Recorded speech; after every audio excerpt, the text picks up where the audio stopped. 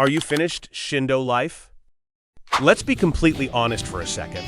There was a time when a Shindo Life code drop would literally pause your entire day.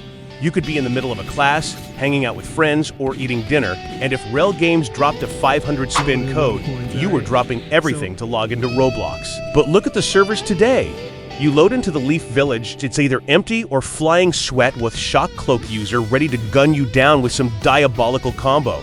The hype is gone, and the anime game that once held Roblox in a chokehold has been reduced to a fraction of its former glory. The narrative seems obvious.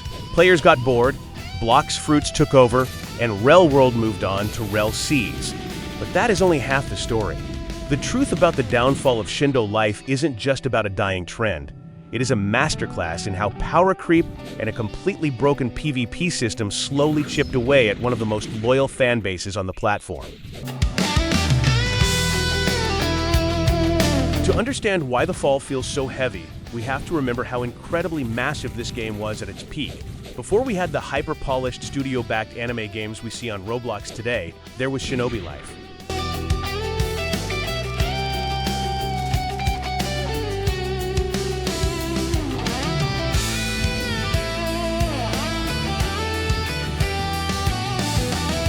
But when RELL World released Shindo Life 2, it wasn't just an update, it was a cultural reset for the platform. The game broke Roblox launch records, pulling in hundreds of thousands of concurrent players. Why? Because the combat system was genuinely revolutionary for its time. Unlike the standard click-to-punch bandit beaters that flooded the front page, Shindo Life Duos offered a level of fluidity and combo potential that felt earned. You had to understand subjutsus, cooldowns, and movement. It was amazing and beautiful, even though it's not perfect. When the game got hit with a DMCA takedown for using Naruto IP, everyone thought it was over. Instead, RELL World pulled off one of the greatest rebrands in Roblox history. They stripped out the copyrighted names, changed the models, and relaunched as Shindo Life. The community didn't just come back, they rallied behind the developers. The player count surged even higher. Shindo Life was no longer just a Naruto game, it was an underdog story. It was at the absolute top of the mountain, but staying at the top is a lot harder than getting there. Every Roblox anime game has a grind. That's the unspoken agreement you make when you hit the green play button.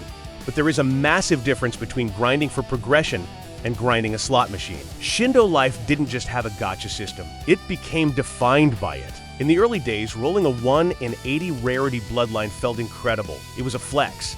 But as the game evolved, the developers needed to keep the top-tier players engaged, which meant releasing stronger, rarer bloodlines. Suddenly, we were looking at 1 in 200, 1 in 250, and 1 in 300 drop rates. The core gameplay loop stopped being about exploring the map or fighting bosses, and devolved into sitting in the main menu, spinning and praying for a good and rare bloodline. And here is where the fatigue truly set in.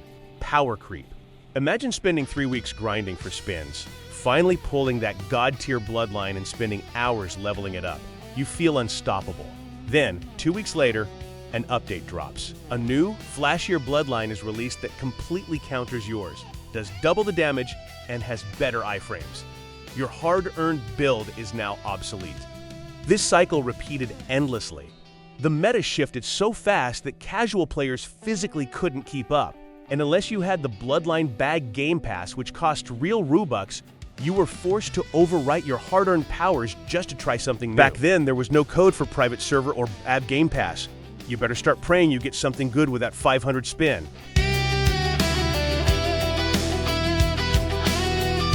Which brings us to the combat. The very thing that made Shindo Life 2 famous is exactly what pushed new players away from Shindo Life. You want to know why a game loses players? Look at the new player experience. Imagine joining Shindo Life for the first time today. You spawn into a village, you figure out your controls. Once you hit level 350 and any toxic, sweaty person finds you instantly, you are obliterated by a guy glowing like a radioactive sun. The PvP lost its soul. In the early days, fights were a chess match of predicting your opponent's substitution jutsu and landing a clean combo. Today, it is a chaotic mess of who can land a stun combo then dash out before 200,000 so he would not use perfect dodge. Between the infinite stun locks, auto dodges, and unsubbable combos, the skill ceiling isn't just high, it's toxic. If you don't have the exact meta bloodlines equipped, you don't stand a chance. There is no counterplay to being frozen in place while a massive AoE attack drains your entire health bar. When casual players realize they have to spend hours spinning for a good bloodline and leveling it up just to survive in public servers, they don't stick around. They close the game.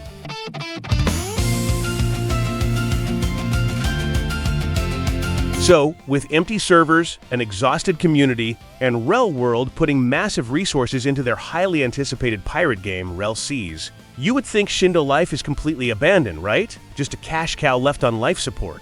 Not exactly. Here is the twist that most people ignore. RELL World has not thrown in the towel.